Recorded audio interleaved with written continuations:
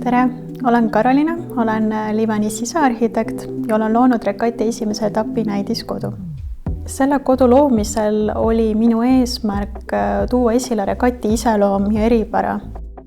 Livani meeskond koos koostööpartneritega on loonud väga tugeva tervikliku arhitektuurse lahenduse ning soovisin seda sisearhitektuuriga täiendada.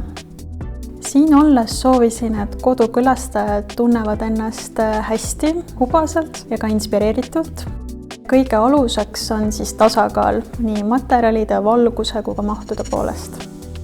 Mind inspireeris selle objekti puhul arhitektuurne lahendus ja kõrged laed, suured aknad, et see annab väga palju avarust ruumile juurde. Samuti ka Rekati asukoht ja merelähedus, mis annavad mõnusa meeleolu. Ruumi planeerimisel alustan alati ruumi analüüsist, et kuidas maksimaalselt kasutada ära ruumi. Iga lahendus peaks olema läbimõeldud ja toetama igapäevaelu. Näiteks köögi puhul soovisin, et see mõjuks esinduslikult ja avaralt, aga samas, et see oleks ka praktiline. Kasutasin köögis tumedat spooni ja keraamilist kivi. Tume spoon ja tektoni keraamiline kivi annavad väljapeetud ilme, samas ribiklaas peidab kappide sisu ning saare lahendus on planeeritud igapäevast kasutust silmas pidades.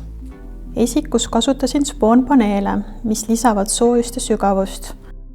Magamistoas lisasin spoonitud seinapinna, mis annab sügavust ning kihilise tekstuurlahenduse voodil. Need lihtsad kihid muudavad ruumi soojamaks ja visuaalselt tasakaalukamaks.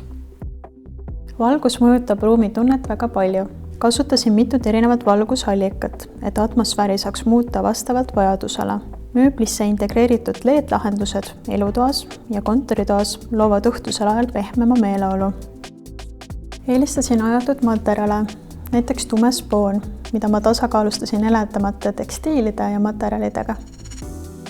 Ma kirjeldaksin seda kodu 3 sõnaga järgnevalt: väljapeetud, rahulik ja tasakaalus.